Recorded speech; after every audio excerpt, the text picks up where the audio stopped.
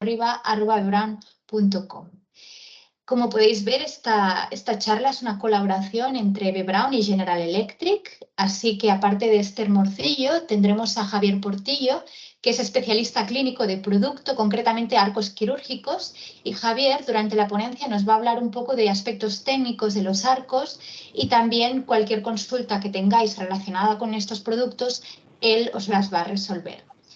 Yo ahora voy a dejar de compartir mi pantalla y le voy a dar paso a Esther Morcillo para que ella pueda compartir la suya.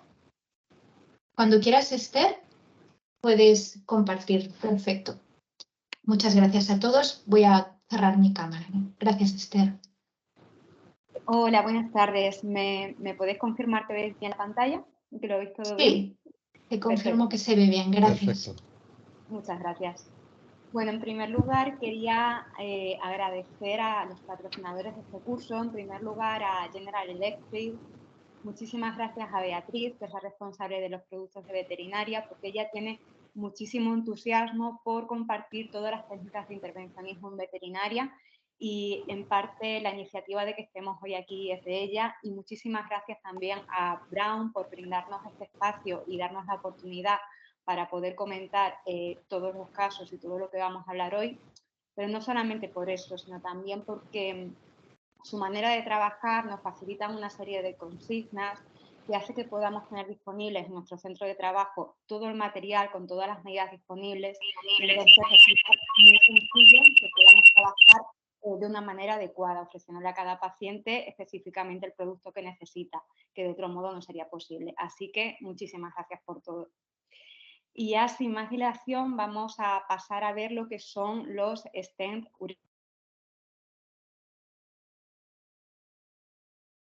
ureterales J para diferenciarlos un poquito de los stents metálicos que pueden ser los stents autoexpandibles que utilizamos en tráquea o que utilizamos en uretra. Independientemente el término catéter o el término stent es igualmente correcto, ¿vale? Pero por su conformación me resulta más apropiado denominarlo catéter.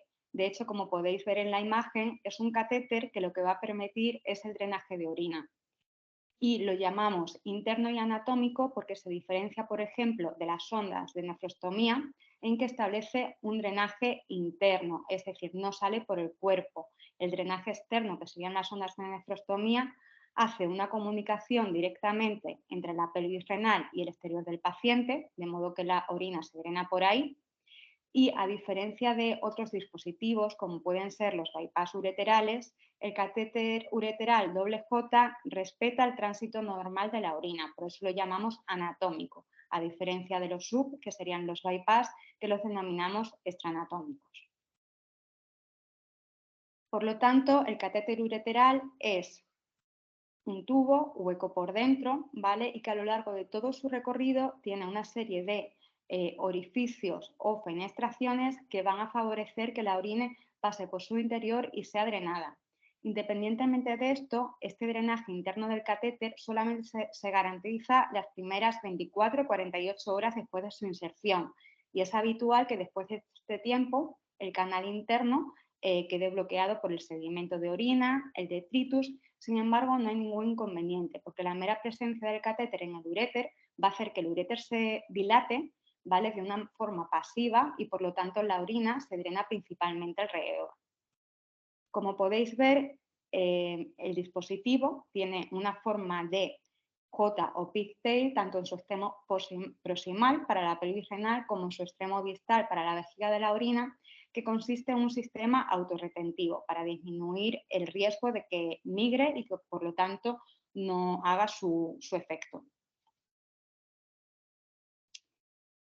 Para centrarnos un poquito, simplemente comentar brevemente que el tema del cateterismo urinario es una práctica realmente ancestral. De hecho, ya había estudios y se han encontrado registros de esta práctica en el Antiguo Egipto y la antigua China con materiales vegetales. De hecho, incluso con materiales metálicos se empezaron a utilizar ya como medios de derivación urinaria en el siglo III a.C. Sin embargo, no fue hasta el siglo XIX cuando tenemos los primeros registros de cateterizaciones ureterales y, por supuesto, bajo cirugía abierta y de una forma muy traumática para la vía urinaria. El concepto de catéteres ureterales, tal y como los conocemos hoy en día, fue desarrollado inicialmente en 1967 y consistía en un tubo completamente recto. Se empleaba principalmente para el tratamiento de fístulas ureterovaginales sin tener que recurrir a otro tipo de cirugía y para obstrucciones malignas. El inconveniente que presentaban era que tenía una alta tasa de migración.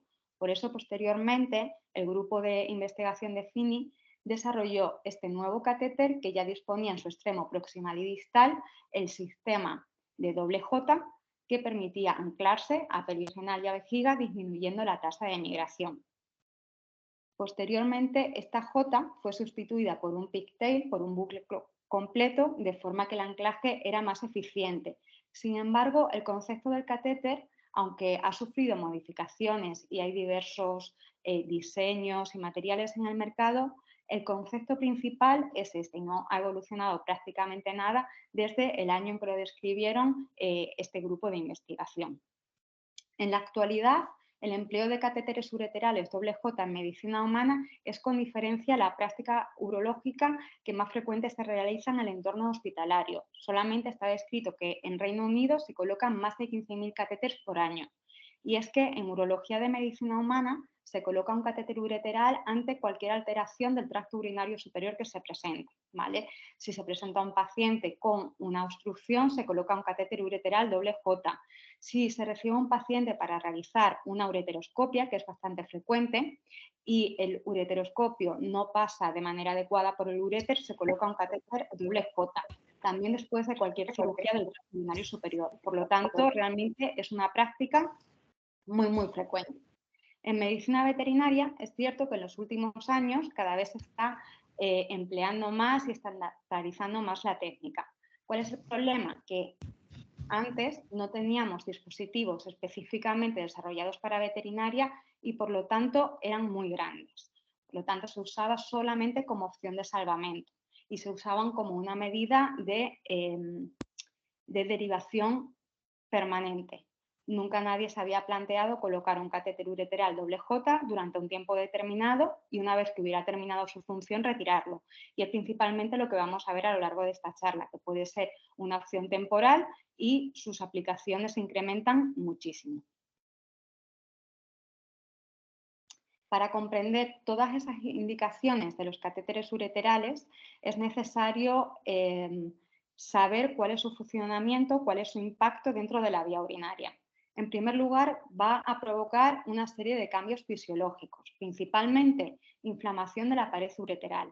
Esta inflamación de la pared lo que va a conseguir es un engrosamiento de todas las capas del uréter. Por lo tanto, si después, a continuación, entramos a una cirugía, vamos a encontrar completamente diferenciada la mucosa, la submucosa, la muscular. ¿Esto para qué me va a servir a mí? Va a hacer que la sutura o la cirugía reconstructiva del tracto urinario superior sea muy sencilla. Va a disminuir el riesgo de que podamos tener una estenosis a largo plazo o que tengamos también el riesgo de fuga. Y todo eso sin la necesidad de emplear sistemas de magnificación de imagen. Por lo tanto, vamos a poder realizar un procedimiento reconstructivo de una forma mucho más agradecida. Sin embargo, este cambio también tiene un impacto negativo y es que, como sabéis, el urotelio del tracto urinario está continuamente recambiándose. Entonces, ante la presencia de un cuerpo extraño, como es el catéter ureteral, va a hacer que se desarrolle mucho epitelio y eso se va a transformar en una hiperplasia urotelial. Esta hiperplasia urotelial se va a localizar principalmente, como podía ser en el vídeo, en la zona del trígono vesical, es decir, en el orificio ureteral, y se relaciona con la presencia de disuria, urgencia, incontinencia, y todos esos son efectos que no son deseados en nuestros pacientes. Sin embargo, ¿qué nos hemos encontrado? Que en perros este tipo de efectos adversos son muy poco frecuentes y no son tan exagerados como en el ser humano, debido a que en el perro los orificios ureterales desembocan en una zona muy atrasada del trígono vesical. Sin embargo, ocurre todo lo contrario en el gato. Los orificios ureterales desembocan muy cerquita de la uretra, muy cerquita del cuello de la vejiga y por lo tanto en ellos toda la sintomatología de tracto urinario inferior se va a ver bastante exacerbada. Para contrarrestar un poquito el impacto del catéter, a lo largo de los años se han introducido diferentes mejoras. En primer lugar, los materiales de los que disponemos hoy en día, de los que están fabricados específicamente los catéteres de veterinaria, como los que ves en la imagen, son mucho más biocompatibles. Por lo tanto, no van a provocar tanta irritación del trígono vesical. Veis aquí un catéter que es un poco especial, es también de la marca de Stronis como los demás, pero tiene una característica muy especial y es que es metálico. Está conformado por una espiral metálica y esto le va a dar mucha rigidez. Este diseño se deriva de un diseño de medicina humana que se llama el Resonance Stent y el Resonance Stent se utiliza principalmente cuando tenemos una obstrucción por una compresión extrínseca, es decir, normalmente una neoplasia o una serie de adenopatías que comprimen la vía urinaria va a provocar una descompresión muy eficaz. En contrapartida, sí que vamos a tener un poquito más de efectos adversos y no estaría indicado tampoco para pacientes con tendencia a formar litiasis. Otro diseño diferente que intenta reducir un poco el impacto del catéter en el trígono vesical sería, por ejemplo, este modelo, que en lugar de terminar en pigtail, termina en una serie de suturas para que la transición sea mucho más suave. Y además de esos cambios histológicos, también van a provocar una serie de ureteral. Sin embargo, no es una dilatación ureteral obstructiva, es decir, no es la misma dilatación que se produce cuando tenemos una obstrucción por un incremento de presión. Es todo lo contrario. El uréter va a notar que tiene un cuerpo extraño en su interior, entonces en un primer momento va a incrementar el peristaltismo. Como el catéter ureteral WJ dispone de un sistema de anclaje proximal y distal, no se va a mover de su sitio, este peristaltismo llega a un momento que se agota. Entonces, como el uréter está formado por músculo liso, ese músculo liso se relaja y va a incrementar en cuestión de semanas entre 3 y 5 veces su diámetro. Y esto a nosotros nos favorece mucho. En primer lugar, si tenemos una obstrucción, va a favorecer el flujo de orina, evidentemente, por lo tanto, también va a ayudar a eliminar toda la infección, pero incluso si las litiasis son de un tamaño adecuado, pueden descender hasta la vejiga de la orina, con lo cual ya se habría resuelto el problema. Además, también cuando vamos a realizar una cirugía reconstructiva del uréter, toda esa dilatación va a hacer que la anastomosis sea mucho más segura, disminuyendo el riesgo de estenosis a largo plazo o de uroabdomen en el posoperatorio temprano. Como efectos adversos de estos cambios urodinámicos. Evidentemente tenemos un catéter que intercede la unión ureterovesical, por lo tanto siempre vamos a tener reflujo vesicoureteral, reflujo desde la vejiga hacia el tracto urinario superior. ¿Y eso en qué se traduce? Se traduce en que durante la micción, que es cuando se incrementa la presión dentro de la vejiga, puede subir orina y por lo tanto provocar un pequeño dolor cólico. Por eso será frecuente y muchos propietarios refieren que sus perros cuando van a orinar pues muchas veces le notan molesto. Y después también favorece el ascenso de infecciones al tracto urinario superior. Para evitar esto, hay múltiples diseños y uno de ellos, que también es específico de veterinaria, también de la marca de Stronis, es este que veis aquí, ¿vale? Posee una especie de bolsita que esto, al disponerse sobre el orificio ureterovesical, cuando incrementa la presión, hace de tapón y evita ese reflujo. Otro de los efectos adversos que podemos encontrar es que esa dilatación que queríamos provocar de manera temporal para resolver la afección que teníamos en ese momento se vuelva permanente. Sin embargo, hay controversia en la literatura científica si este efecto es beneficioso o es perjudicial. Sería beneficioso en el sentido de que vamos a tener un uréter de un diámetro mucho más grande, por lo tanto, si en un futuro hubiera más litiasis, hubiera otra serie de eventos, sería mucho más fácil que lo expulsara. Sin embargo, por otro lado, al no tener peristaltismo ureteral, no se empuja el bolo de orina y hay una ralentización de la orina. Por ello, siempre este tipo de pacientes va a estar mayor predispuesto a infecciones urinarias de repetición, aunque ya no llevarán el catéter colocado. Con todo lo anterior, lo que os quería transmitir principalmente y una idea que sí que quiero que os llevéis muy clara de esta charla es que los catéteres ureterales ya no son solamente una indicación como una opción permanente, sino que tenemos multitud de indicaciones de manera temporal. Para ello las podemos dividir principalmente en dos grupos, las indicaciones profilácticas y las indicaciones terapéuticas. Las indicaciones profilácticas son aquellas encaminadas a realizar una intervención. Por ejemplo, antes de cualquier intervención en el uréter, como puede ser una ureterotomía o una ureteroscopia, colocamos un catéter ureteral. Normalmente yo lo dejo entre 3 y 6 semanas y después ya realizamos el procedimiento de forma más segura. Pero también después de cualquier intervención que tenga que ver con el uréter, ¿vale? Lo mismo, cirugías del uréter, también escleroterapia. Sabéis que cuando tenemos una hematuria renal idiopática, el tratamiento mediante intervencionismo es administrar una serie de agentes esclerosantes dentro de la pelvis renal. Después de este procedimiento también dejamos un catéter ureteral durante 3 semanas para que todos esos agentes y la manipulación del uréter no causen una inflamación que finalmente pudiera llegar a obstrucción.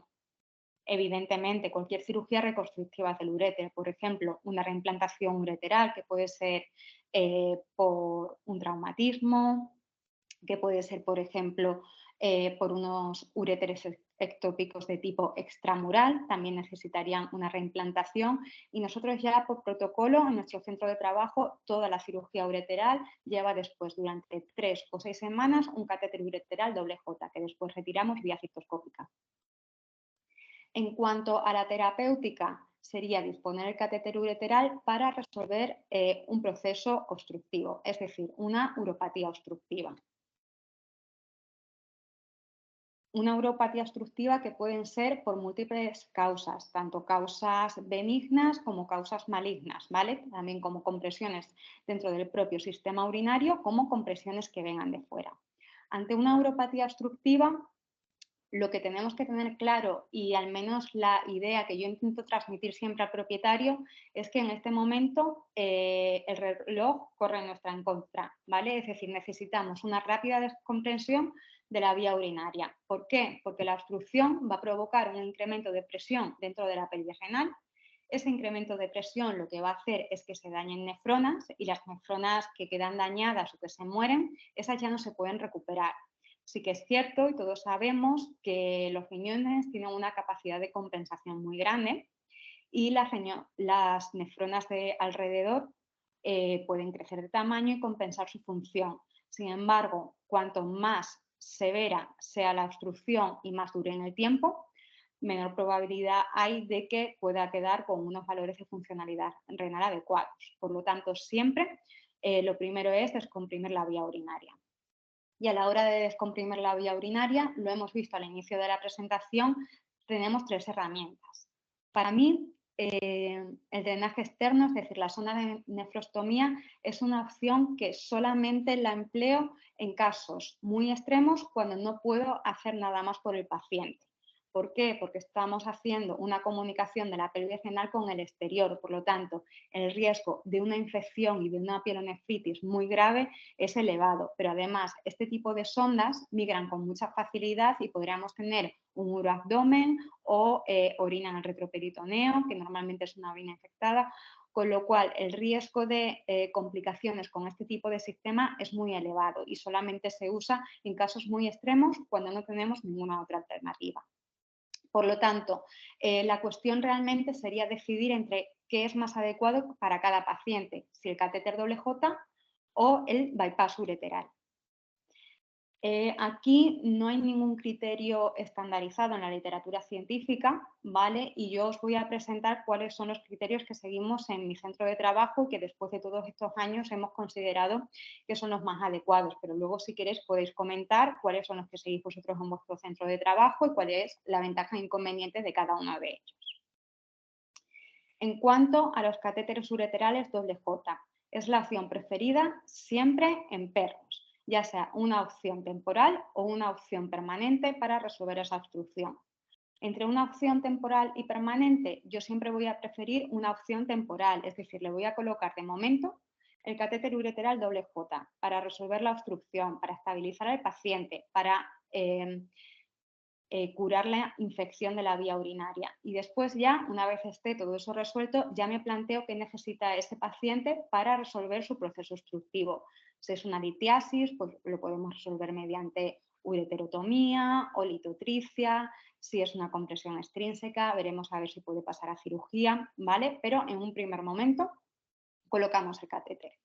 Pero en algunas ocasiones este catéter sí que es cierto que tiene que ser una opción permanente, principalmente en animales muy mayores que no son candidatos a una cirugía muy agresiva por su condición sanitaria o bien propietarios que prefieren no realizar esta cirugía. Yo normalmente, y esto tengo que ser sincera, siempre lo planteo como una opción temporal. Y todos los propietarios quieren hacerlo como una opción temporal y después quieren hacer o ureterotomía o litotricia. ¿Qué pasa? Que en el momento de presentación normalmente los perros vienen muy decaídos, con mucha fiebre, se encuentran muy mal, los propietarios los ven realmente muy mal y una vez que colocamos el catéter la mejoría es muy rápida y ocurre en 24 48 horas, vuelve a estar bien. Entonces ya como los ven bien, ya no quieren hacer la segunda cirugía y ya se quedan con un catéter permanente. Aquí, ¿qué es lo importante? Si se va a quedar con el catéter permanente, muy importante que sean muy concisos a la hora de realizar los seguimientos mediante cultivos de orina y ecografías seriadas. Normalmente las planteo al inicio mensualmente y después ya las vamos espaciando cada 3 semanas, 6 meses o en función de cómo se encuentre el paciente.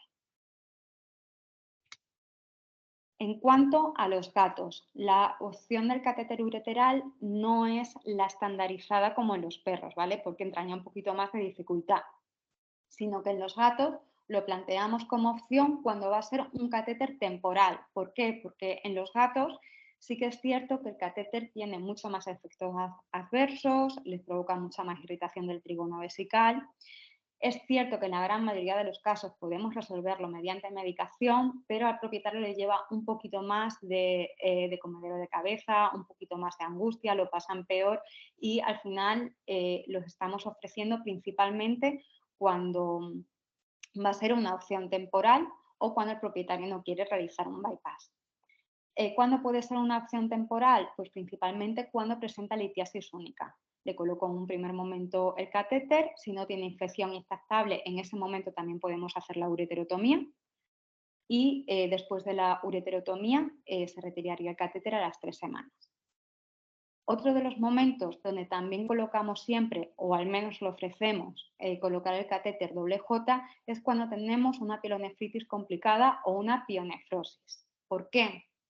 Porque la infección puede poner en riesgo la viabilidad del dispositivo, como veremos luego. Eso en cuanto a los catéteres ureterales J. En cuanto a los sub, para nosotros los sub no son una opción real en perros, sino que preferimos siempre el catéter ureteral J, excepto, perdón,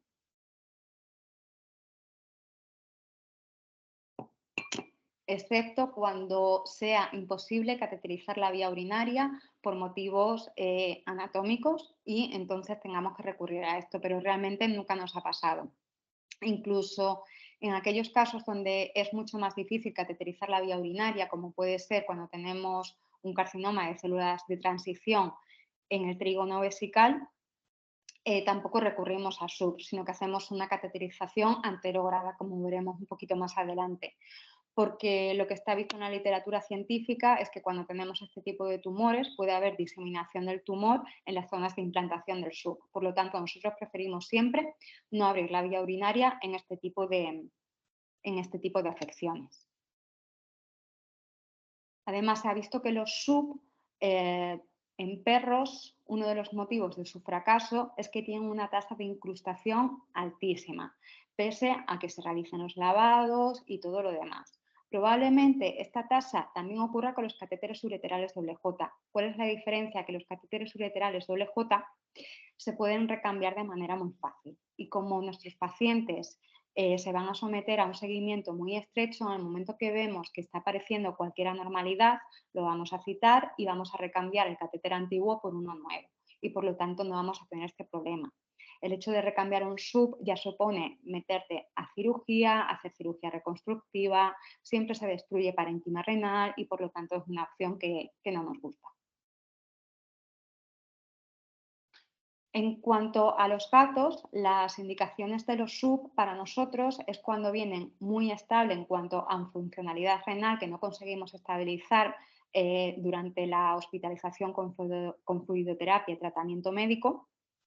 Esos casos normalmente ofrecemos siempre de primeras un SUB y solamente colocamos los catéteres ureterales WJ cuando los propietarios no quieren el SUB. O bien cuando tenemos múltiples litiasis a lo largo de todo el uréter, porque esa opción supone que vamos a tener que realizar varias ureterotomías y más de 2 o 3 ureterotomías no funcionan demasiado bien. Por lo tanto, en esos casos también recomendamos un SUB. Y también recomendamos, no recomendamos SUB, preferimos evitarlo y pasar al catéter WJ cuando en alguno de estos casos haya una infección muy grande del tracto urinario superior. Sin embargo, ese es nuestro punto de vista, porque esto es un punto de controversia también en la literatura científica. Por ejemplo, este estudio, que es bastante reciente, no ha encontrado relación entre la infección del tracto urinario superior pre y post la colocación del SUB. Sin embargo, sí que relacionan como factores de que aparezca una infección urinaria como la prolongación de la estancia hospitalaria o la baja condición corporal del paciente. Igual que el estudio anterior, estos autores no les importa tampoco colocar SUB en casos de una infección de la vía urinaria superior. De hecho, lo usan como tratamiento de la pionefrosis en gatos. ¿Vale? Solamente son 4 casos y en estos casos realizan el lavado de la pelvis renal a través del propio SUB y solamente en uno de ellos, que realmente sería un 25% porque la casuística es muy pequeña, persiste la infección urinaria. Nosotros vamos más en la línea de estos autores, que de hecho de los artículos que he presentado es la serie clínica más larga, y ellos sí que encuentran una relación entre el cultivo pre y post la disposición del SUB, ¿vale? Entonces sí que consideramos importante o apropiado, en la medida de lo posible, cuando tenemos una infección muy grande, optar por otras técnicas antes que el bypass. Con todo ello, ya pasamos a lo que sería la técnica y el equipamiento necesario para realizar el procedimiento.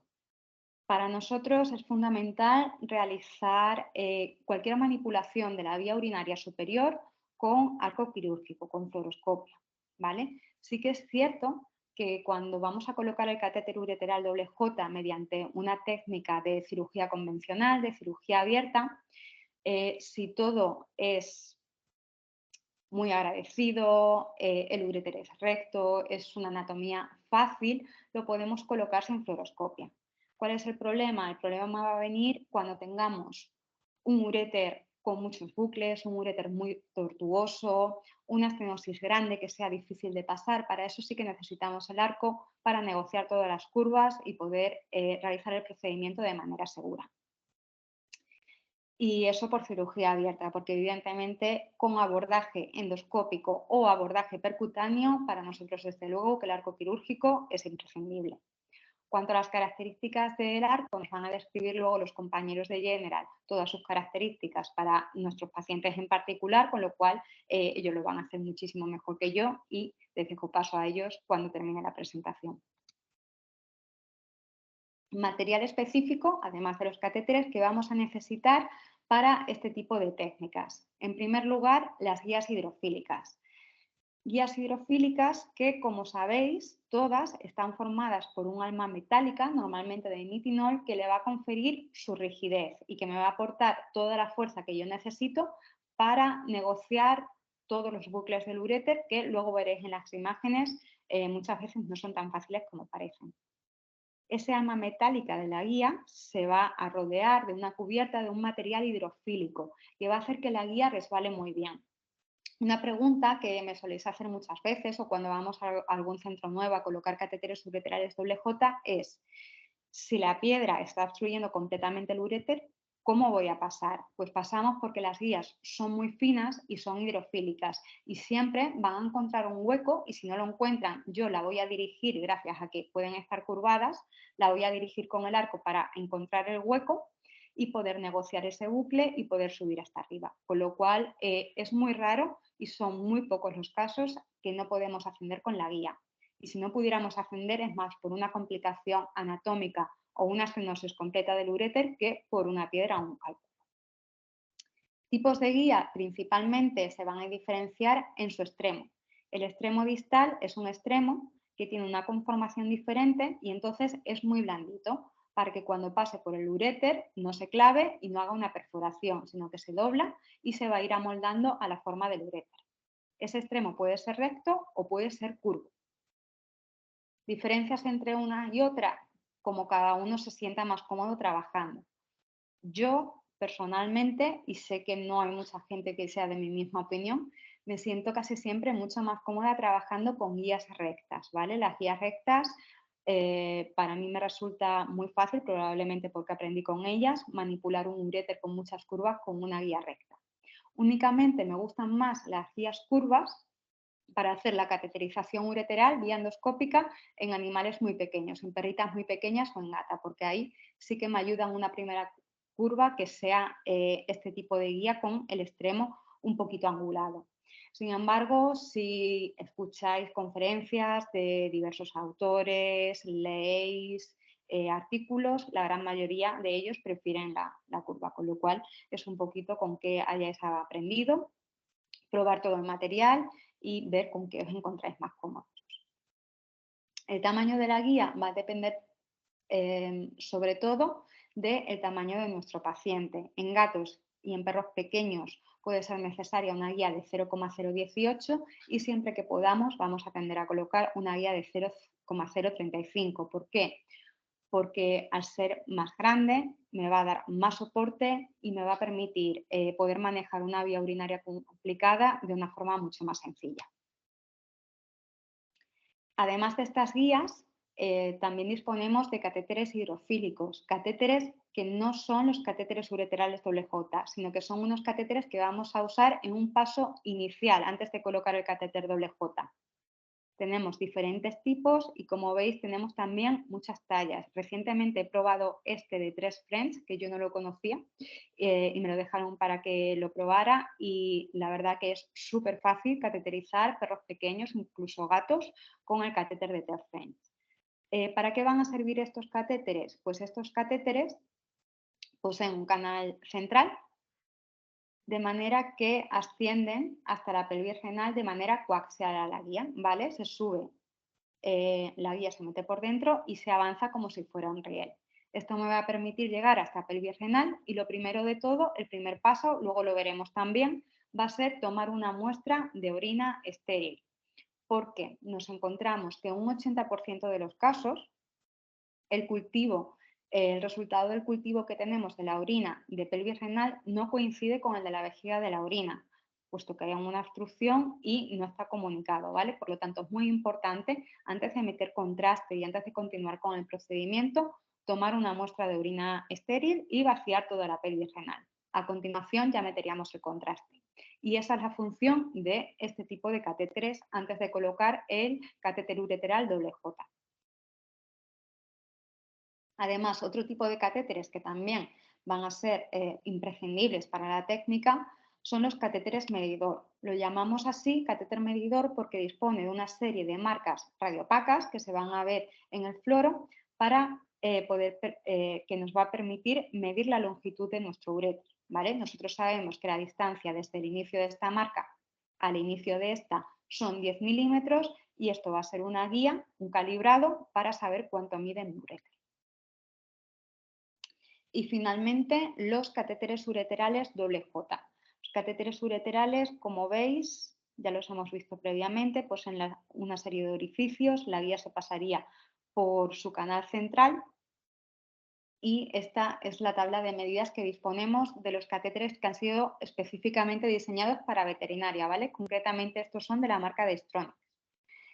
El diámetro que empleamos en gatos y en perros muy pequeñitos es de 2,4 French y este iría siempre con una guía de 0,018. Normalmente un perro, aunque sea pequeño, tiene un uréter mucho más complaciente, es decir, es un uréter mucho más elástico y casi siempre me va a permitir introducir un catéter de 4 French, que para él va a ser mucho mejor ya que va a descomprimir la vía urinaria de forma mucho más rápida. Pero en algunos casos, en perros pequeñitos, también tenemos que recurrir a los de 2,4 French. Y en perros grandes ya vamos a recurrir a otros diámetros que son más parecidos a los que tenemos en medicina humana, que son como 4,8 y 6 French. Yo los 6 French realmente los uso muy poquitos porque ya es un catéter de un diámetro muy grande y solamente lo usaría en casos con una vía urinaria muy difícil porque al ser más ancho me va a facilitar mucho el procedimiento, pero normalmente en perros grandes usaríamos los de 4,8. Esto es una tabla orientativa, ¿vale? Y el diámetro realmente no lo vamos a medir porque esto mide menos de 1 milímetro y la medición con el fluoroscopio no es tan precisa. Esto es una tabla orientativa y lo vamos a ver en función de cómo se comporte mi uréter. Cuando introduzcamos la guía, cuando introduzcamos los catéteres anteriores, ya vamos a ver si me va a permitir introducir un 4 French o si me voy a tener que quedar en el 2,4 y es la manera que tenemos de seleccionar el diámetro. En cuanto a la técnica que tenemos para la colocación de los catéteres ureterales WJ. El primer paso es el acceso a la vía urinaria superior. ¿Y cómo accedemos a la vía urinaria superior? Pues podemos acceder principalmente de dos formas. Acceso retrógrado, es decir, desde la vejiga de la orina, o acceso anterógrado, es decir, desde el parénquima renal. A su vez, el acceso retrógrado lo podemos conseguir mediante un acceso endoscópico transuretral o bien un acceso mediante cirugía abierta. Vamos a empezar viendo el acceso endoscópico, ¿vale? Es decir, vamos a realizar una endoscopia desde la uretra que nos llegue hasta la vejiga de la orina. ¿Cómo lo hacemos? Pues empleando un cistoscopio.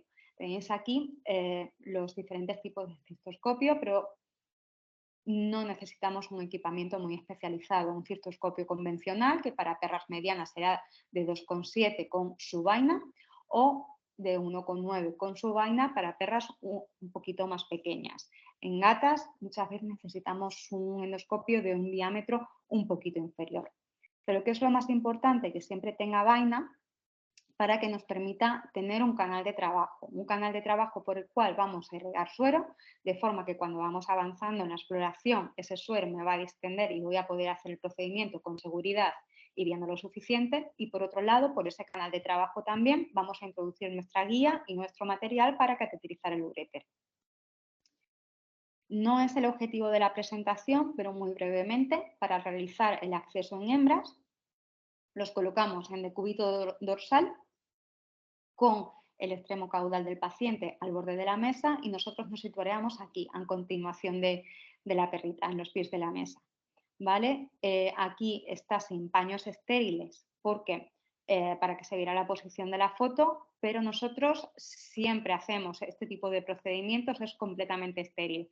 Yo sé que hay muchos compañeros que no realizan las uretrocistoscopias estériles, pero para acceder al tracto urinario superior sí es fundamental que sea estéril. Por lo tanto, todo rasurado. Entran siempre rasurados también el abdomen, por si no pudiéramos realizar el abordaje endoscópico, pasar a continuación a abrir y no tener que realizar el pelado y la limpieza dentro del propio quirófano, sino que están ya preparadas. Por lo tanto, el primer paso, una vez hemos accedido a la vejiga de la orina, es la cateterización del orificio ureteral. Aquí veis un orificio ureteral izquierdo, ese es izquierdo, ¿vale? En una perrita grande, por lo tanto, yo que a mí me gustan más, estoy entrando con una guía hidrofílica recta, ¿vale? Como veis, no entraña mayor dificultad.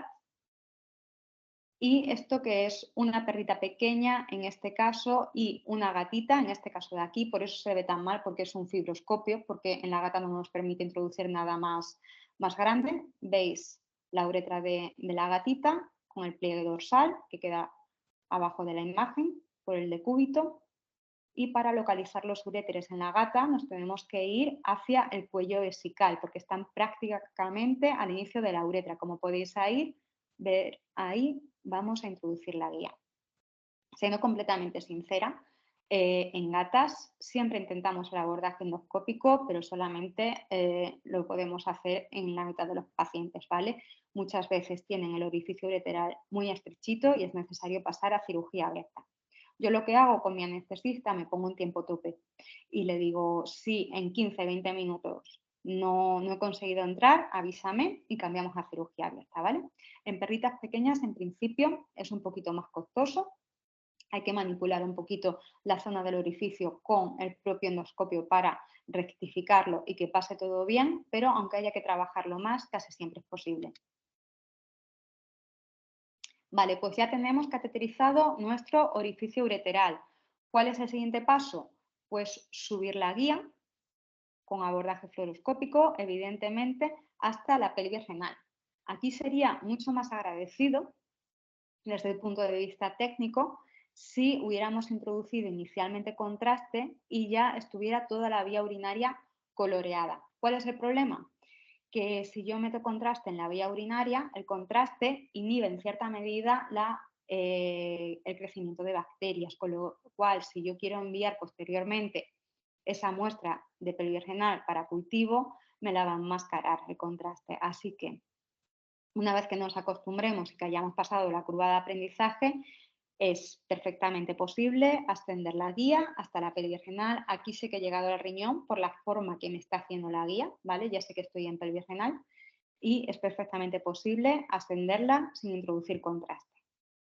Que tenemos un uréter muy complicado, con muchas curvas, muy tortuoso y hace falta, no hay ningún problema, introducimos el contraste, lo indicamos en la hoja de laboratorio para que la tengan en cuenta a la hora de hacer el cultivo y no habría mayor inconveniente.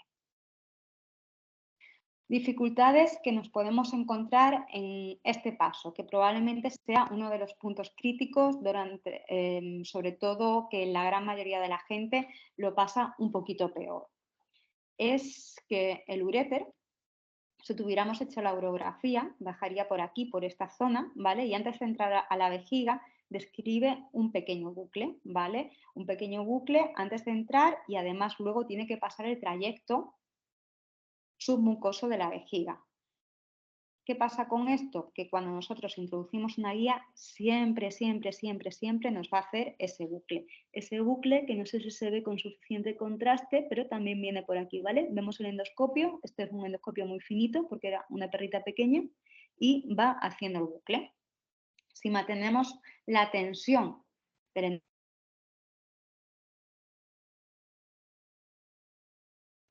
pero en muchos casos, si ese bucle lo mantenemos, daros cuenta que este bucle lanza peso contra esta zona, con lo cual, ¿qué nos va a pasar? Que la guía se va a caer, ¿vale? Y este descenso de la guía va a suponer que se nos vaya toda la guía a la vejiga y que tengamos que empezar el procedimiento. Y puede pasar por dos cosas. Por este bucle, que no lo hayamos negociado, que tendría que haber hecho aquí, tirar del endoscopio y poner la guía completamente recta. También nos puede pasar por otra cosa, y es que la guía no sea de un calibre adecuado para este uréter, sea demasiado finita y por lo tanto no le dé suficiente soporte para poder mantenerse arriba. Con lo cual es un paso crítico y es, yo creo, donde la gran mayoría de la gente, por lo menos al inicio del procedimiento, pues tiene más complicaciones. Vale, eso en cuanto a las perritas. Muy brevemente, si fueran machos lo podríamos hacer exactamente igual, con la única diferencia que Como todos sabéis, la uretra del macho posee una flexura y por lo tanto tenemos que acceder con un endoscopio flexible. Un endoscopio flexible que puede tener un diámetro de entre 7,5 y 9,5 French y con eso nos va a permitir acceder pues con uno de 8 French, que es el que yo tengo, podemos acceder en perros de más de 5 kilos sin ningún problema. Que muchas veces no es tan importante el tamaño del perro, sino la raza. Hay determinadas razas, por ejemplo los Schnauzer o los Bulldog, que tienen proporcionalmente una uretra mucho más pequeña. Si no podemos acceder con un endoscopio flexible o no tenemos un endoscopio flexible de calibre adecuado para acceder hasta la vejiga de la orina, luego veremos otras formas de acceder en el macho. Vale, completada la uretrocistoscopia en el macho, llegamos al cuello de la vejiga. Como veis aquí tenemos ureter derecho, ureter izquierdo y estamos cateterizando con nuestra guía. Exactamente igual que lo que hemos visto en la hembra, ¿vale? Nos va a describir este bucle de la unión ureterovesical, como pasa en la gran mayoría de los casos, y vamos a encender nuestra guía.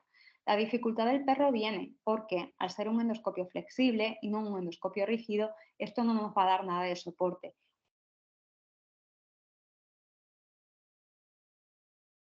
Probable. Y en ocasiones vamos a tener que reconvertir a una cirugía abierta. Como alternativa,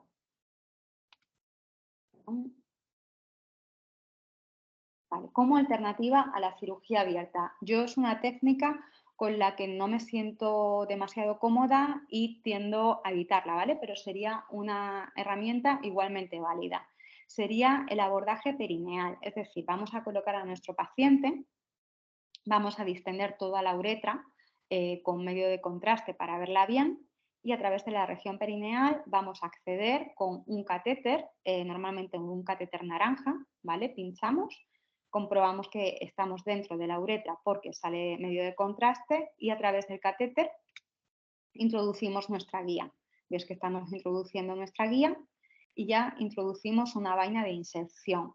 Se trata de una vaina de acceso vascular, pero en nuestro caso va a ser una vaina para acceder con nuestro endoscopio. De esta forma, como veis aquí, hemos salvado la flexura peneana y tenemos un acceso directo desde la zona perineal hasta la vejiga de la orina con un endoscopio rígido, por lo tanto ya lo podríamos hacer exactamente igual que una hembra.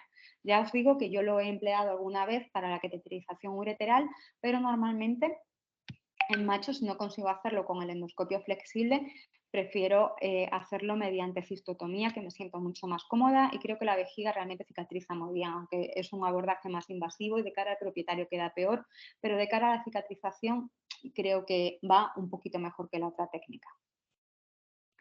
Vale, vamos a ponernos en la situación de que no hemos podido acceder vía endoscópica. La opción que nos queda es la cistotomía, es decir, vamos a realizar una mini laparotomía porque no necesitamos realizar una incisión muy grande y la vamos a hacer justamente en la región suprapúbica, es decir, la zona más abajo del abdomen. En línea media vamos a exteriorizar nuestra vejiga de la orina y vamos a realizar una cistotomía muy pequeñita, como de entre medio centímetro y 1 centímetro, dependiendo del tamaño del animal, justamente en la región del cuello vesical. De esa manera vamos a tener acceso directo a los orificios ureterales. Y los orificios ureterales, en el caso de gatos y perros pequeños, muchas veces va a ser necesario realizar una dilatación, ya que este trayecto es muy pequeñito. ¿Cómo realizo esa dilatación del trayecto intravesical del uréter? La podemos hacer con abocar, evidentemente sin la parte metálica, sin la parte de la aguja, solamente con el teflón. Vamos introduciendo de manera gradual abocar de un diámetro mayor hasta que ya nos va a permitir pasar sin ningún problema nuestro catéter ureteral WJ, ¿vale? Es importante que sepamos la guía que encaja con cada uno de los catéteres. Normalmente yo cateterizo primero con una guía de 0,018 y sobre ella ya voy pasando todos los introductores para ir dilatando, ¿vale? Esta sería una opción más económica. Una opción un pelín más costosa es emplear introductores de acceso vascular de diámetro muy pequeñito. Este es un 3 French y este es un 4 French, que solamente con la parte central con el introductor me sirve de dilatación. ¿Qué se hace en medicina humana? Se dilata este trayecto intravesical del uréter con un balón de dilatación. Yo nunca lo he usado, ¿vale? Y de hecho en medicina humana también hay estudios que te dicen que el riesgo de que tengas estenosis a largo plazo por esa dilatación es mucho mayor. Por lo tanto, yo prefiero dilatar menos, no provocar una dilatación traumática como la que provoca un balón, aunque tengamos que ir más despacito en la cirugía. Vale, ya tenemos establecido nuestro acceso, ¿vale? Me da igual que sea endoscópico, perineal, por cirugía abierta, y ya hemos visto, como hemos comentado anteriormente, que una vez cateterizado el orificio ureteral, ascendemos nuestra guía hasta la pelvis renal. Como veis aquí, no tengo contraste. ¿Cómo sé que está en el interior de pelvis renal? Por la forma que me hace la guía, ¿vale? Ya se me ha curvado ahí y tengo todo esto que es el volumen que tiene el riñón. Además, por la forma, por la localización, que tiene el riñón, que sería derecho, que es un poquito más elevado, sé que estoy dentro del riñón. En este momento, sobre esta guía, subo de manera coaxial esos catéteres de lavado que veíamos al inicio de la presentación, que sería este de aquí, y retiro la guía con el objetivo de, a través de este catéter, recoger la orina que hay dentro del riñón para analizarla y para cultivo, y a continuación introducir medio de contraste para realizar una urografía. Aquí veis un acceso que hemos realizado mediante cirugía abierta. De hecho, este es un catéter intravenoso como los que veíamos antes. Ya hemos recogido nuestra muestra de orina de pelvis renal y estamos introduciendo el contraste. Como veis, el diámetro de este uréter es realmente muy pequeño en comparación con el tamaño del perro, ¿vale? Nos va a permitir colocar un catéter muy pequeñito. En este momento que hemos introducido contraste, tenemos que medir la longitud del uréter para seleccionar el catéter más apropiado para nuestro paciente. Y esto es muy importante, que tengamos todas las medidas en nuestro centro para que realmente le pongamos a cada paciente el catéter que más encaja con él. ¿Cómo realizamos esta medida de la longitud? Pues empleando los catéteres medidores que comentábamos al inicio de la presentación, ¿vale? Yo le voy a decir al software del fluoroscopio que de esta marca a esta marca hay 10 milímetros y por lo tanto que todo mi uréter mide esto. Es muy importante a la hora de medirlo que tengamos en cuenta todos los bucles que hacen, porque si no lo podemos inframedir, ¿vale? Y que nos quede un catéter más corto de lo que realmente sería necesario. Esta medición se puede hacer con el catéter en paralelo, no habría ningún problema, aunque es cierto que en este modo que no está en el mismo plano del uréter, se falsea un poco la medida, ¿vale? O lo podemos hacer subiendo el catéter sobre la misma guía. Aquí estamos utilizando una pinza desde el exterior que ha marcado dónde quedaría nuestro endoscopio delante del orificio ureteral para saber que ahí tenemos el orificio ureteral y que tenemos que medir hasta aquí arriba. La medida de los catéteres ureterales. Los catéteres ureterales tienen un diámetro, vamos a imaginar que este sea de 2,4 French y después dan una longitud. Vamos a imaginar que este sea 12 centímetros. 12 centímetros se mide desde el final del pigtail hasta el otro final del pigtail. Es decir, esta parte no la tiene en cuenta la medida del catéter ureteral, ¿vale? Pero yo sí que la tengo que tener en cuenta porque yo necesito una parte de catéter que se me meta en el riñón y una parte que se me meta en la vejiga. Por lo tanto, la distancia del uréter que me dé aquí le voy a sumar 2 centímetros, 1 o 2 centímetros, dependiendo del tamaño del paciente, respecto a la medida del catéter que voy a emplear. Además, y yo sé que es una práctica poco académica, poco ortodoxa, yo tengo tendencia o me gusta más colocar catéteres ureterales un poco más largos de lo que debería. ¿Por qué? Porque si yo coloco un catéter ureteral muy justo, y me ha pasado, y es un uréter muy complicado que tiene muchos bucles, como este de aquí, los bucles van a tender a hacerse y es muy fácil que este extremo del catéter me migre hacia arriba. De modo que me queda un catéter migrado proximal que la única forma que tengo para recuperarlo es hacer una nefroscopia o una ureterotomía. Por lo tanto, es una cirugía muy agresiva para recuperar esta complicación de los catéteres ureterales WJ. En cambio, si dejas el catéter un poco más largo de lo que le corresponde, dejas 2 centímetros en la vejiga, si el catéter migra, te va a migrar hacia distal. Por lo tanto, recuperar un catéter migrado desde vejiga es muy fácil porque solamente tienes que realizar una cistoscopia. Vale, independientemente de la medida del catéter, es muy importante, ya hemos medido el catéter, ya sabemos cuál queremos, en ese momento nos lo van a abrir y es muy importante dejarlo dentro del suero para que se hidrate durante unos 10 o 15 minutos, ¿vale? Y la hidratación del catéter tiene que ser tanto por su canal central, para ello nos vamos a ayudar de una agujita naranja, una agujita muy fina, un catéter amarillo y vamos a irrigar por dentro todo el catéter y después lo vamos a sumergir en el suero salino fisiológico que tengamos en la mesa de cirugía durante 10 o 15 minutos para que realmente se hidrate y pueda deslizar muchísimo mejor, ¿vale? Este es un paso que mucha gente no hace y es la causa de que los catéteres parezca que cuando lo subes hay mucha fricción, hay mucha tensión y realmente el problema es que el catéter no está bien hidratado. Por lo tanto, es un material poroso, no es como una guía hidrofílica, es mucho más poroso, aunque no lo veamos a nivel macroscópico, necesita 10 minutos para hidratarse y que pueda deslizar con facilidad. Mientras tanto, mientras se va hidratando, pues vamos a hacer el recambio, ¿vale? Ya tenemos nuestra guía arriba, vamos a colocarla bien, vamos a asegurarnos de que no haya ningún bucle a lo largo del uréter, eso es fundamental, que cuando subamos el catéter doble J no haya ningún bucle, esté todo recto, y ascendemos el catéter doble J de manera coaxial a la guía, exactamente igual que hacíamos con los otros. Vale, otro paso importante donde la gente habitualmente comete errores, sobre todo cuando están comenzando. Es muy importante chequear tanto el riñón como la vejiga de la orina. Eso significa que en todo momento vamos a estar chequeando arriba y abajo para garantizar que no nos pasamos, que no introducimos demasiado catéter dentro de la pelvis renal y sobre todo, que eso sí que es grave, que no dejamos todo el catéter metido en el uréter, porque ahí ya tendríamos lo mismo que hemos comentado antes, un catéter migrado dentro del uréter que por lo tanto voy a necesitar ureterotomía o nefroscopia para extraerlo.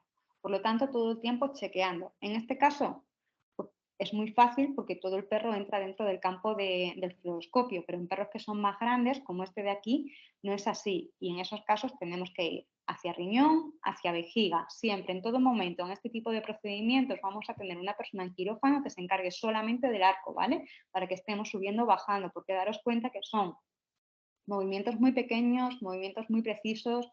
Si se nos va la guía y no tenemos un movimiento del fluoroscopio cuando lo necesitamos, muchas veces es posible que se nos vaya todo y tengamos que volver a empezar. Bueno, independientemente de todo eso, subimos el catéter hasta el riñón y en ese momento comenzamos a retirar la guía hidrofílica. Retiramos la guía hidrofílica de manera que se forma la forma de J de la pelvis renal, la seguimos retirando y ¿cómo introducimos la parte de la vejiga?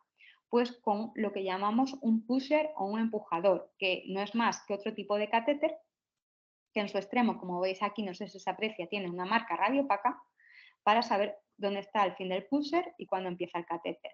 Lo vamos empujando y cuando llegamos a la zona de la vejiga cambiamos de dirección, porque si lo siguiéramos empujando, ¡pum!, se metería todo hacia el uréter. Cambiamos de dirección y cuando ya sé por esta curva que esto está en vejiga, que esto no está en uréter, retiramos toda la guía y en la vejiga se forma el pigtail al retirar la guía. Disculpa, Esther, con el puntero no se ve el puntero si estás señalando algo. Es un Sí, tema lo del estaba Mac. señalando. Vale, Vale, vale, es un tema, no te preocupes, simplemente que no se puede señalar por el tema del Mac, ¿eh?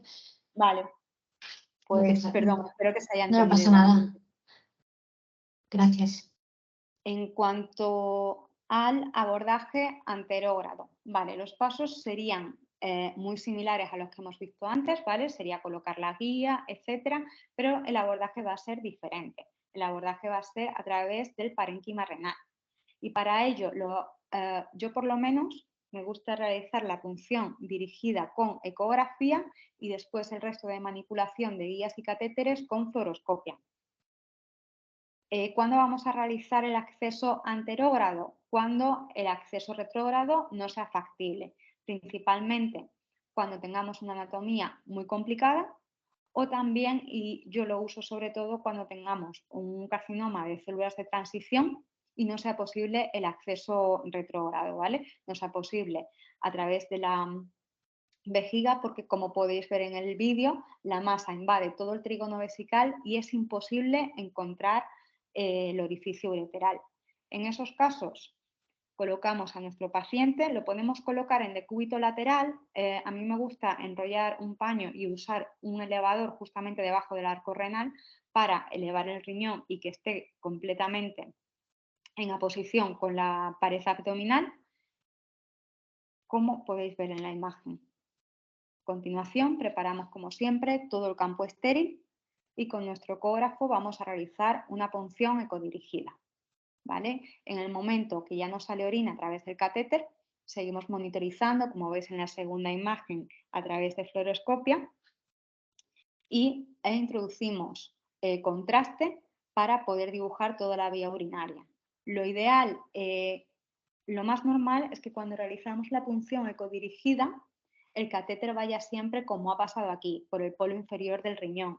Lo ideal es entrar por el polo medio. Para ello tendríamos que realizar una punción intercostal, que muchas veces es un poco más complicada, ¿vale? Pero en perros grandes una punción intercostal es factible y entraríamos directa al uréter y sería mucho más sencillo.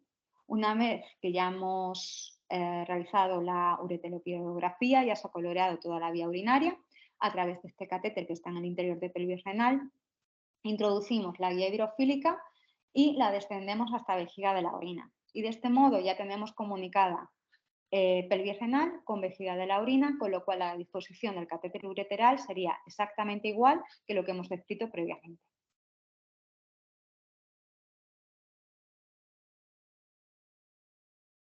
En el caso de animales muy pequeños o cuando no podamos hacerlo de manera percutánea, lo podemos hacer también este abordaje enterógrado guiado por cirugía. ¿Cómo lo hacemos? Hacemos una laparotomía, no hace falta que sea muy amplia, lo justo para que se pueda exteriorizar el riñón, ¿vale? Exteriorizamos y aislamos el riñón y realizamos la punción en el borde convexo, más o menos en el punto medio, para acceder directamente al uréter, como hemos comentado previamente. Con un catéter intravenoso, que puede ser rosa o verde, accedemos a pelvis renal, como estáis viendo en la imagen, y sobre ese catéter introducimos la guía, muy importante, quitar el fiador metálico, porque si no las guías se pelan. Introducimos la guía y ya el resto de procedimiento lo vamos chequeando por fluoroscopia, exactamente igual que hemos comentado con anterioridad. Esta sería la técnica. Complicaciones respecto a las series clínicas que hay publicadas en la literatura científica. Hay que tener en cuenta que estas series clínicas mezclan muchos tipos de abordaje, muchos tipos de procedimiento y también mezclan muchos tipos de catéteres. Aquí, en cada uno de estos artículos, se han empleado tanto catéteres específicos de veterinaria como catéteres de diámetro mayor. Por lo tanto, probablemente, si se hiciera una serie clínica estandarizando todos los criterios y empleando catéteres específicos de veterinaria con un diámetro reducido, las tasas de complicaciones bajarían, ¿vale? Pero bueno, las comentamos aún así. En perros, principalmente, lo que nos vamos a encontrar es la incrustación. La incrustación puede pasar hasta un 8% de los casos y es una complicación grave. Ahí veis un uréter que está incrustado, ese es el extremo vesical, ¿vale? Pero para poder extraerlo también se había calcificado el extremo proximal y hubo que hacer una nefroscopia con lidotricia de todo ese extremo proximal, cortar el extremo proximal, sacarlo por riñón y eso sacarlo por cistotomía. Fue realmente una cosa muy laboriosa y era un perro que estaba haciendo revisiones cada 3 meses y entre una revisión y otra se formó esto. Como veis, es hasta un 8% en los seguimientos a largo plazo, pero cuando sucede realmente es una complicación muy fea. Otra complicación que sobre todo lo que nos va a suponer es tener que colocar otro stent, pero que también ocurre con bastante frecuencia, es la migración. Ahí veis la segunda imagen, un catéter, era un dogo alemán, por eso es un catéter tan grandote, y el catéter está prácticamente saliendo por uretra y se presentó simplemente porque tenía incontinencia y no sabían a qué se debía, y es que había expulsado prácticamente entero el catéter ureteral.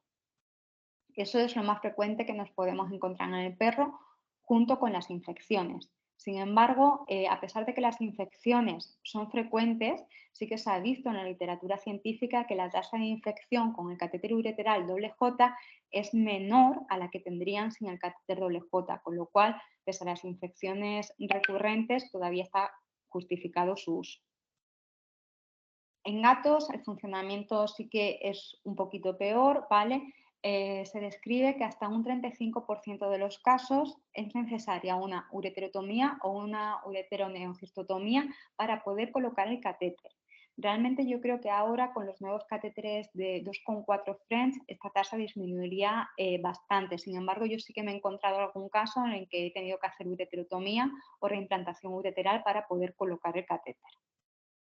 De esos, en los que tienen que hacer ureterotomía, hasta un 14% pueden tener uroabdomen, aunque en la gran mayoría de los casos se resolvía simplemente con un drenaje urinario. La mortalidad perioperatoria dependía principalmente, está en el 9%, pero dependía del estado en el que entrara ese animal a quirófano. Y lo que sí nos preocupa con los gatos es la disuria, que alcanza hasta el 37%. Un estudio mucho más reciente ha correlacionado la presencia de esa disuria con infección de orina. Por lo tanto, si conseguimos controlar muy bien la infección de orina y con tratamiento médico adecuado, la disuria disminuye significativamente. Pero creo que era una tasa de un 9 o un 10%, es necesario retirar el stent y buscar otra alternativa por la disuria. Por lo tanto, es una tasa importante que debemos tener en cuenta y que debemos avisar a los propietarios cuando usamos este tipo de técnicas.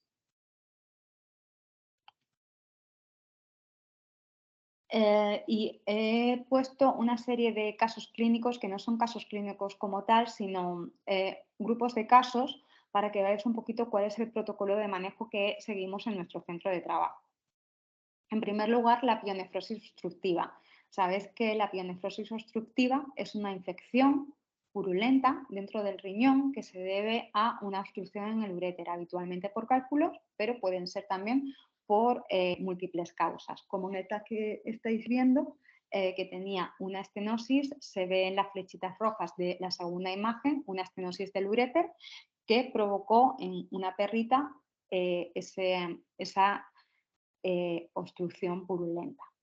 El problema que tenemos con una obstrucción de este tipo es que el riesgo de que se haga una septicemia es muy elevado, ¿vale? Que por el incremento de presión debido a la obstrucción, todas esas bacterias pasen a torrente sanguíneo y por lo tanto tengamos una septicemia. Por lo tanto, el tratamiento que se venía realizando hasta la actualidad era nefrectomía.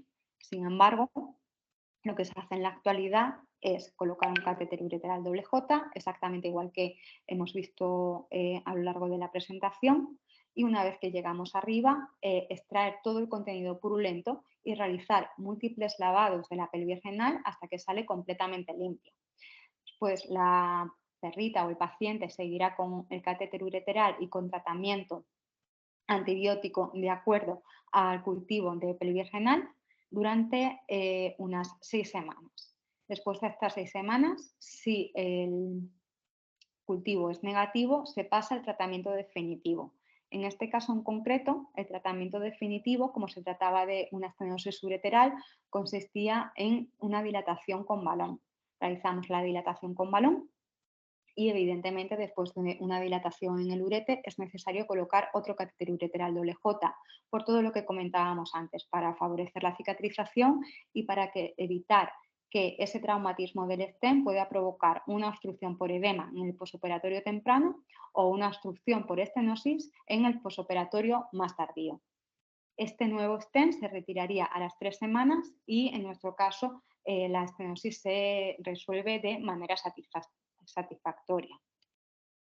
Otros casos bastante habituales, y lo englobo como una serie de casos, es que esta pielonefrosis obstructiva se deba en gatos a un urolito que se encuentra en uréter proximal. Lo mismo, para evitar la utilización de un bypass ureteral en estos casos para que no se contamine el bypass, lo que hacemos es colocar un catéter ureteral y a las 6 semanas realizamos mediante abordaje percutáneo una nefroscopia. Llegamos hasta uréter y realizamos litotricia con extracción de fragmentos del cálculo, colocamos un nuevo catéter ureteral WJ limpito que retiramos a las 3 semanas. Por lo tanto, estos pacientes quedan con su problema resuelto sin necesidad de tener un catéter ureteral permanente y sin necesidad de recurrir a SUB. Otra serie de casos que nos encontramos, probablemente porque somos un centro de remisión con bastante frecuencia, son traumatismos ureterales o daños iatrogénicos. Daños iatrogénicos nos hemos encontrado varias perritas con ligadura del uréter por ovariectomía o no ligadura del uréter, pero sí necrosis del uréter por quemadura secundaria a una ovariectomía. Estos casos los tratamos siempre con catéter ureteral WJ. En algún caso es cierto que no ha sido posible negociar la estenosis y por lo tanto hay que hacer cirugía reconstructiva, pero siempre dejando catéter ureteral WJ.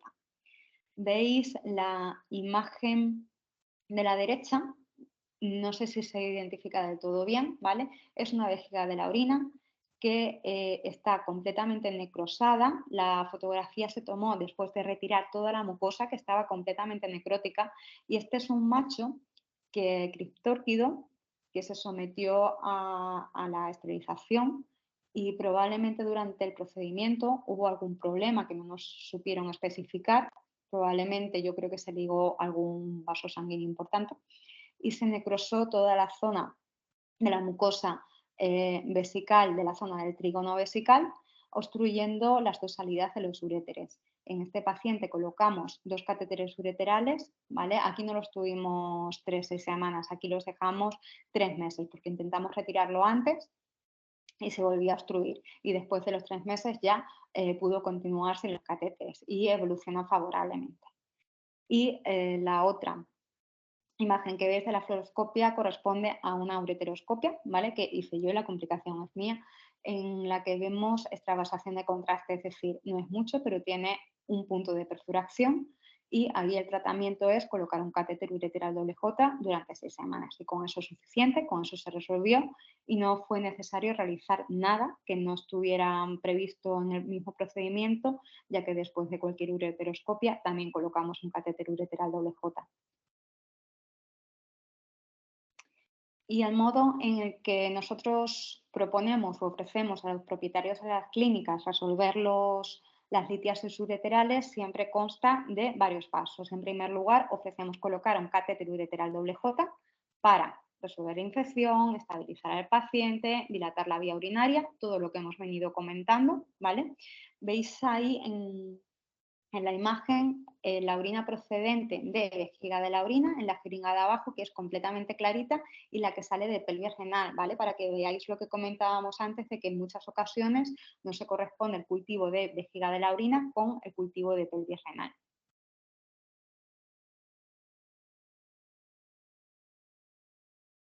Y una vez han pasado las 3 o 6 semanas, procedemos a la litotricia. La litotricia que la hacemos con abordaje laparoscópico y utilizando la Sergonium, ¿vale? De tal forma que queda completamente limpio. Muy importante también, que no hemos comentado, porque es importante en estos casos el catéter ureteral WJ, porque en un 30 o un 40% de los pacientes estas litiasis son de struvita, ¿vale? Esas litiasis tan grandotas que veíais antes en la pantalla previa son de struvita y simplemente con la colocación del catéter y con la administración de un antibiótico adecuado a su infección se resuelve sin necesidad de tener que hacer ni ureterotomía ni nada más, con lo cual la cicatrización es muchísimo mejor. Vale, en estos casos en los que hemos realizado ureteroscopia, dejamos colocado, como siempre, un nuevo catéter ureteral que retiramos a las 3 semanas. Aquí veis la retirada que la estamos haciendo con una guía guiada por fluoroscopia, pero se puede hacer por cistoscopia sin ningún otro problema. Y también quedaría todo el proceso resuelto sin necesidad de recurrir a un catéter permanente, que es lo que venimos comentando todo el procedimiento, y lo más importante, sin necesidad de abrir la vía urinaria. ¿vale? Aquí muchas veces ya el abordaje mínimamente invasivo, la importancia de este no radica en no abrir abdomen y que sea menos trauma quirúrgico, sino la importancia realmente es no abrir la vía urinaria, porque abrir la vía urinaria supone un riesgo de estenosis a largo plazo en un paciente que su riñón ya ha sufrido y que por lo tanto es muy importante conservar la funcionalidad renal y evitar todas las complicaciones que puedan suceder. Ya simplemente para terminar, ¿cómo procesamos todo este material? Se trata de material realmente muy caro y que para que podamos ofrecer a nuestros clientes un precio competente, yo sinceramente en muchas ocasiones resterilizamos material. ¿Qué material resterilizamos? Guías, catéteres de lavado y vainas de introducción. Nunca los catéteres ureterales J. Solamente resterilizamos los catéteres ureterales J cuando se han abierto, a lo mejor pensando que nos hacía falta una medida y después hemos visto que no, que preferíamos otro, o que lo hemos abierto y se nos han caído al suelo, que esas cosas también pasan a veces. Vale, todo este material, ¿cómo se procesa? Pues en primer lugar, se limpia todo con un detergente enzimático para eliminar todos los restos de suciedad. Nunca vamos a cepillar con un estropajo, con un cepillo para evitar dañar la cubierta hidrofílica de este tipo de material y a continuación aclaramos muy abundante con agua destilada para que no quede nada de residuo de la cal del agua del grifo ni de suero salino que puede quedar sales, solamente con agua destilada. Muy importante, antes de esterilizar, secarlo muy bien. Y el medio de esterilización, evidentemente, tienen que ser con autoclaves a baja temperatura, como puede ser el dióxido de etileno, que lo que nos va a permitir es esterilizar materiales plásticos, materiales electrónicos y, muy importante, te garantiza, porque tienen estudios, que el contenido de dispositivos que tienen canales estrechos y muy largos, como puede ser el de los catéteres o el de los endoscopios, queda también estéril, ¿vale? Con lo cual nos quedamos tranquilos. Siempre vamos a chequear antes de esterilizar todo el material y tanto las guías como los catéteres, en cuanto tenga una muesca que ya me asegura que no va a ser hidrofílica, lo vamos a desechar. Eso es muy importante porque si no, en el segundo procedimiento nos va a dificultar mucho la técnica, ¿vale? Y con esto podemos usar las guías y los catéteres entre 5 y 10 veces más, con lo cual el ahorro en material, aunque los catéteres ureterales J solo son de un doble uso, pero guías, catéteres, accesorios y demás, el ahorro es bastante importante. Y por mi parte poco más, simplemente que lo que queráis comentar, bien a continuación en el hueco de preguntas o bien enviáis un mail si no da tiempo a todo, pues lo que queráis comentar, pues estaré encantada. Y damos paso ahora a Javier, ¿vale? Que nos va a comentar un poquito brevemente las características de los arcos quirúrgicos.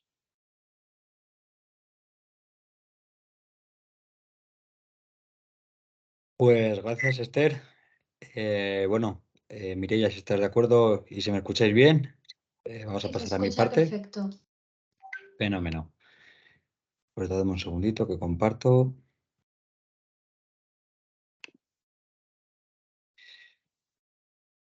Pues si me puedes confirmar que lo veis todo bien. Sí, se ve correcto, Javier, cuando quieras. Perfecto. Pues en primer lugar presentarme. Soy Javier Portillo, especialista clínico de General Electric en la gama de arcos quirúrgicos. También está presente en este webinar Beatriz García, que es nuestra representante en lo que es veterinaria de General Electric. Ella lleva todo lo que es la gama de diagnóstico por imagen, no solo cirugía, también llevaría toda la parte de TAC, rayos y resonancia.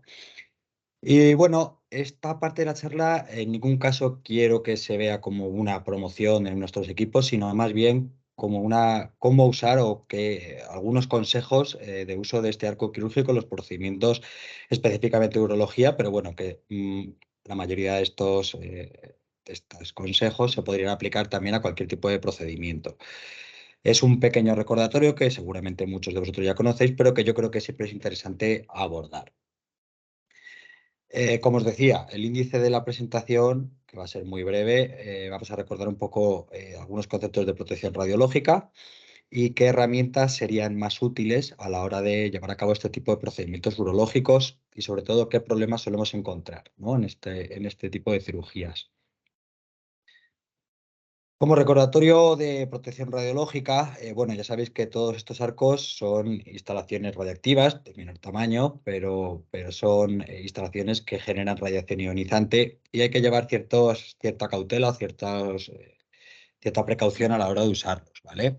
La mayoría de las técnicas o de los cuidados ya seguro que los conocéis y los lleváis a cabo, pero bueno, recordaros que a la hora de utilizar cualquier tipo de arco quirúrgico, sea cual sea la marca, siempre es obligatorio el uso de los EPIs y haciendo especial hincapié en el mandil plomado, siempre nuestro protector de tiroides y en la medida de lo posible las gafas plomadas siempre serán bienvenidas, ¿vale? Que quizá este es el elemento del cual más podemos prescindir. Tened en cuenta a la hora de colocar el arco y de hacer ese posicionamiento en la zona quirúrgica que prácticamente todos los arcos del mercado cuentan con un láser de centraje. Este láser suele salir de la zona del intensificador, del detector plano, y lo que nos va a hacer marcar es el centro del haz. ¿Qué nos va a permitir esta herramienta? Pues antes de hacer una fluoroscopia vamos a saber o vamos a conocer dónde está el centro del haz de rayos, de tal manera que no hará falta guiarnos dentro de la zona dando fluoroscopia. ¿Qué más tenemos? Recordaros que la posición idónea, que no obligatoria, del arco siempre va a llevarse a cabo de esta forma, ¿vale? Posicionaremos el tubo de rayos debajo del paciente, quedando el detector en la zona superior. He visto en algunas clínicas que trabajamos al revés, con el tubo arriba, detector o intensificador abajo, teniendo en cuenta que el haz de rayos tiene forma cónica. Si lo posicionamos de esta manera, como podéis ver aquí en esta diapositiva, la mayoría de la radiación dispersa va a quedar bajo la mesa. Entonces, nuestro elemento de protección radiológica, en este caso el mandil, va a absorber esos fotones dispersos de manera más eficiente. Si pusiéramos el tubo arriba, corremos el riesgo de que el foco de radiación nos va a caer directo al cristalino. Y ya sabéis que es un órgano muy radiosensible, ¿vale? Siempre intentaremos buscar generar un entorno lo más seguro, especialmente para nosotros en veterinaria, que somos los que estamos todo el día dentro del quirófano. Otra herramienta que creo que quizá es la gran desconocida es el uso de los colimadores. Todos los arcos del mercado cuentan con colimadores, ¿vale? Los colimadores son unas láminas de plomo o tuxteno que lo que van a hacer es limitar el haz de rayos, ¿vale? Lo que vamos a hacer es limitar el haz y vamos a centrar el haz a la zona que queremos visualizar, obviando la parte que quizá no nos interese nada. En este caso, perdonadme porque es una imagen de humana, pero si en este caso por este procedimiento estábamos trabajando colocando un reservorio, pues realmente el resto de la anatomía no nos está ofreciendo absolutamente ninguna información útil. ¿Qué vamos a hacer? Vamos a concentrar el chorro de fotones a la zona que queramos estudiar. Vamos a conseguir reducir en gran medida la radiación dispersa y optimizar el haz de rayos, con lo cual la imagen que se genera va a mejorar en gran medida, ¿vale? Otras herramientas que nos van a poder ayudar a la hora de ver mejor las anatomías serían nuestros zoom digitales, ¿vale? Es cierto que estas herramientas, bueno, son exclusivas de equipos de última generación y de alta gama, a los cuales pues no todos los veterinarios tienen acceso, ni siquiera los cirujanos de humana, con lo cual, pues bueno, lo vamos a pasar un poco más por encima, pero esto lo que nos permitirá sería hacer magnificaciones sin aumentos de dosis, que luego las vamos a ver un poquito más desarrolladas. Algo muy evidente y que yo creo que todos conocéis es que la radiación dispersa se atenúa con la distancia, con lo cual cuanto más cerca estemos de nuestro foco de radiación, más expuestos estaremos a esta radiación. Siempre tendremos que tener en cuenta que cuanto más nos alejemos, menos peligro de alguna forma rápida correremos. Y por último, recordaros que todos los equipos del mercado cuentan con diferentes modos de reducción de dosis, ¿vale? Pues bueno, depende del fabricante, lo van a llamar de una manera o de otra, pero contaríamos siempre con fluoroscopia continua, que es la tradicional, la que normalmente se usa en cualquier tipo de procedimiento, y siempre vamos a tener fluoroscopia en baja dosis, que lo que haríamos sería reducir el miliamperaje de nuestro equipo reduciendo consecuentemente la dosis, aunque también penaremos un poquito la calidad de imagen y la fluoroscopia pulsada. La fluoroscopia pulsada lo que nos va a permitir es, en vez de una emisión continua de fotones, determinaremos el número de fotos que va a hacer el equipo en un segundo. Evidentemente, aunque estas fotos o estos anchos de pulso son mínimos, la imagen sí que es cierto que si estamos haciendo el seguimiento, por ejemplo, de una guía, vamos a observar que el movimiento se hace más torpe. En urología creo que es una técnica especialmente indicada, porque quizá no necesitamos un seguimiento Full HD, aunque esto sí que es verdad que es una cuestión un poco subjetiva. ¿Qué vamos a conseguir con esto? Entre pulso y pulso, aunque nosotros, insisto, no lo apreciemos, el equipo va a descansar, ¿vale? Durante X milisegundos, lo que nos va a permitir es aumentar los tiempos de escopia. Y además reduciremos la dosis, ¿vale? Los problemas a los que comúnmente nos encontramos en estos procedimientos urológicos, especialmente en veterinaria, es que, bueno, el principal es que la anatomía a estudiar tiene un tamaño muy reducido, ¿vale? No es como en humana, donde pues, solemos encontrar órganos más grandes. Además, encontramos que los stent son más pequeños, evidentemente, que en humana, y en ocasiones, y depende del fabricante, pues son bastante radiotransparentes. Nos cuesta mucho localizarlos dentro de la imagen fluoroscópica. Y por último, y esto también es una cuestión un poco, depende cómo se dé la cirugía, encontraremos que hay procedimientos muy largos y con mucha demanda energética, con lo cual tendremos que tener especial precaución, no solo por el tema de las dosis, que al final, insisto, buscaremos siempre un entorno lo más seguro posible, sino también por el sobrecalentamiento de los tubos. Ya sabéis que si el tubo se sobrecalentase, corremos el riesgo de tener que parar la cirugía porque el escopio directamente se apaga por seguridad, ¿vale? Entonces, pues bueno, siempre intentaremos reducir la dosis en aras de reducir también el calentamiento del tubo, ¿vale? El primer consejo y algo que quizá no todo el mundo sabe y que siempre cuando llego a una clínica es lo primero que siempre os digo es lo siguiente, siempre tenemos que trabajar con la anatomía del paciente lo más pegada que podamos a nuestro intensificador, ¿de acuerdo? El intensificador, para que lo diferenciéis bien, es lo que yo siempre os digo de forma un poco anecdótica, es el que tiene forma de timbal. Los que tengáis la suerte de tener un detector plano, veréis que esta parte, en vez de ser redonda, tendrá forma cuadrada, ¿vale? Y es muy importante que peguemos el paciente en la medida de lo posible a nuestro intensificador o detector plano, ¿vale? Esto lo primero nos va a dar es una mayor área de visión, ¿vale? Cuanto más peguemos nuestro paciente a nuestro intensificador, más campo o field of view vamos a captar. Además, al pegarlo vamos a mejorar la calidad de imagen y vamos a reducir el grano. ¿De acuerdo? Esto siempre tened en cuenta que el haz de rayos funciona como un foco. Imaginad que esto es una linterna.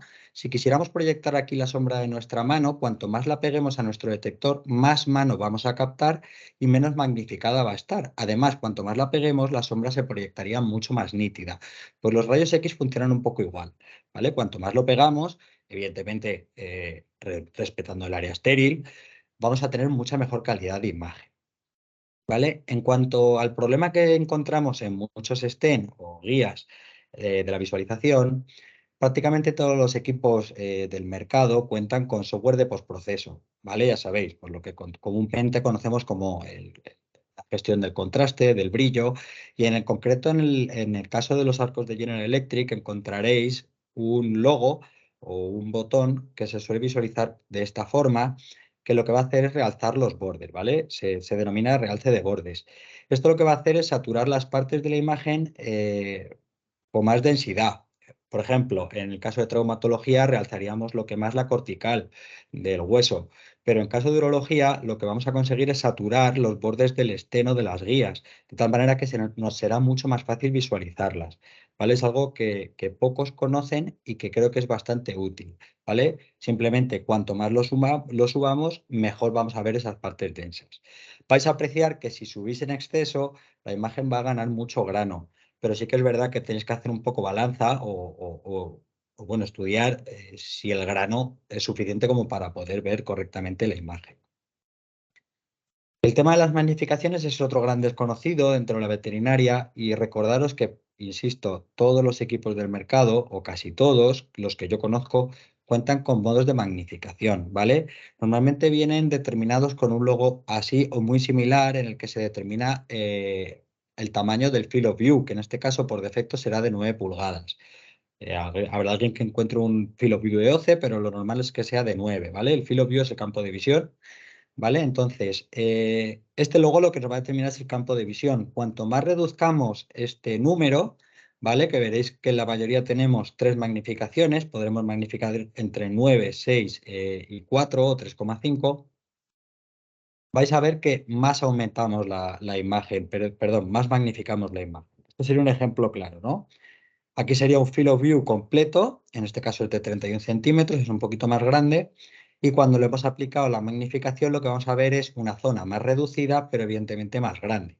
¿Para qué nos va a ayudar esta magnificación? Bueno, pues evidentemente, cuanto menor o menos tamaño tenga nuestro paciente, estas magnificaciones nos van a ayudar mucho a visualizar pues, la patología, incluso el guiado del stent, de la guía o su colocación. Tened en cuenta que las magnificaciones, y esto es algo que también se puede aplicar a todos los equipos del mercado, tienen una sola contra, y es que en todos los casos aumenta la dosis, ¿vale? Pero siempre tendréis que hacer un poco, insisto, y lo comento en la siguiente diapositiva, creo que es un poco caso al principio a Lara, que es que daremos la mínima dosis posible dentro de lo razonablemente posible. Quiero decir, más vale tener una buena imagen, a lo mejor a un coste de dosis un poquito mayor, que 4 imágenes a dosis más baja, pero que realmente no nos aporten nada. El tema de la colimación es, y haciendo un poco más hincapié en ella, es un poco la imagen que podemos ver aquí un poquito más grande, ¿vale? La colimación lo que nos va a permitir es limitar el haz de rayos de tal manera que la dosis va a ser exactamente la misma, pero va a ir centrada a donde de verdad nos está interesando generar una imagen clínica. En este caso, insisto, perdonad que sea una imagen humana, no he encontrado veterinaria, pero al final lo que queremos aquí es estudiar la colocación de este reservorio y realmente el resto no nos está aportando ninguna información clínica útil. ¿Qué vamos a hacer? Ese haz de rayos lo vamos a mantener en dosis, pero lo vamos a focalizar a donde de verdad me interesa. Ventajas, lo primero es que vamos a reducir la radiación dispersa, ¿vale? Y la primera ventaja que encontramos en la imagen al reducir esa radiación dispersa es que reduce muchísimo el grano, ¿vale? Con lo cual es especialmente útil en aquellos pacientes donde tenemos a lo mejor una anatomía muy reducida y un field of view o un campo de visión muy grande. ¿Qué haremos? Reduciremos este haz hacia donde de verdad nos esté interesando trabajar. Y de verdad que la diferencia que vais a notar es brutal, ¿vale? Sí que es cierto que estos logos son los que usamos en General Electric, pero encontraréis que los diferentes fabricantes, los logos son muy similares y no son iguales, ¿vale? Y por último, insisto, a modo recordatorio, la selección de una técnica ideal es fundamental para el desempeño de una buena cirugía, ¿vale? Como os decía, existen diferentes modos de escopia en los cuales, bueno, en nuestro caso lo denominamos modos fluoroscopia pulsada, fluoroscopia modo low dose, pero lo encontraréis de otras denominaciones. Y es muy importante que busquemos la mínima dosis posible para generar un entorno mucho más seguro. Recordad que nosotros estamos continuamente expuestos a radiación y como sabéis la radiación es acumulativa, no quiero decir se acumula durante toda tu vida laboral o bueno y no laboral. Entonces siempre intentaremos reducir lo máximo estas dosis, ¿vale?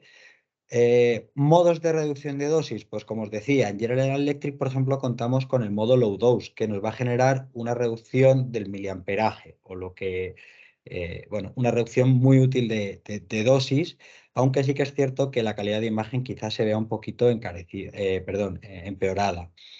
Por otro lado, es algo muy subjetivo. Quiero decir, he encontrado en los mismos centros doctores que me han indicado que con el modo low dose han trabajado más que suficiente y otros que quizá pues, les costaba ver más la imagen y han tenido que pasar a una fluoroscopia normal o estándar. Bueno, en esto es lo que os comentaba en la anterior diapositiva.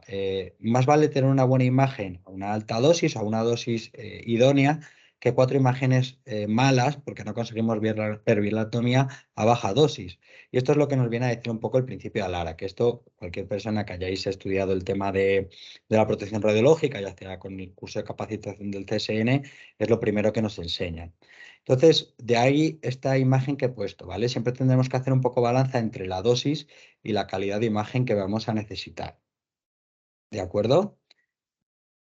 Por último, me gustaría facilitaros nuestro contacto, porque sí que es cierto que en este breve espacio que nos ha vamos, que hemos tenido, pues quizá no hemos tenido tiempo de alargar esta explicación y por ello querría dejaros nuestros datos de contacto de las personas de General Electric, que especialmente nos dedicamos a la parte veterinaria. En mi caso soy yo como Product Clinical Specialist y Beatriz García, que ya me imagino que más de uno la conoceréis, que es la especialista de producto en diagnóstico por imagen, ¿vale? De todo General Electric. Yo, Y nada. solo un segundito, Javier, si me permitís, solo 2 segundos.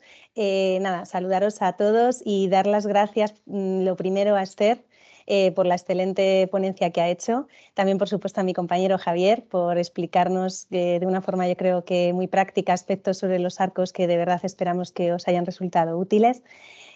A B. Brown por la organización de este webinar, que de verdad ha sido un placer, es un placer hacer equipo con Mireia y con Vanessa y por supuesto también daros las gracias a todos vosotros por vuestra asistencia y como está diciendo Javier, estamos a vuestra disposición para todo lo que os podamos ayudar, así que muchísimas gracias a todos. Muchas gracias a todos. He estado mirando el chat y en principio relacionado con contenido de dudas, nadie ha puesto ninguna consulta. Si alguien quiere escribir o quiere ahora abrir el micrófono y formalizar una consulta, la puede hacer a Esther o a Javier. Y si no, pues tenéis nuestros contactos y los podemos resolver todas las dudas por correo. Si queréis hacer cualquier consulta, podéis hacerlo libremente.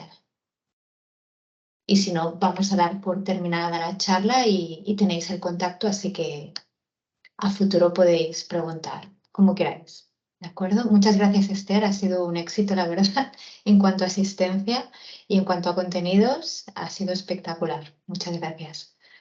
Y gracias, Javier, y a todos vosotros. Gracias a Pues, vosotros. gracias, muchas gracias. Si queréis, podemos dar por terminada la charla. Y nada, pues muchas gracias por estar aquí con nosotros durante estas 2 horas, casi 3 horas que hemos estado. Pues que tengáis muy buena tarde. Hasta luego, Muchísimas gracias. Un saludo. Gracias, adiós. Adiós. Gracias a todos.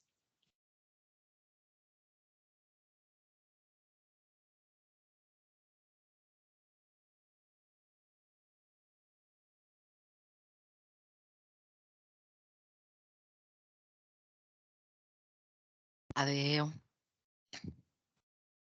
Adeu.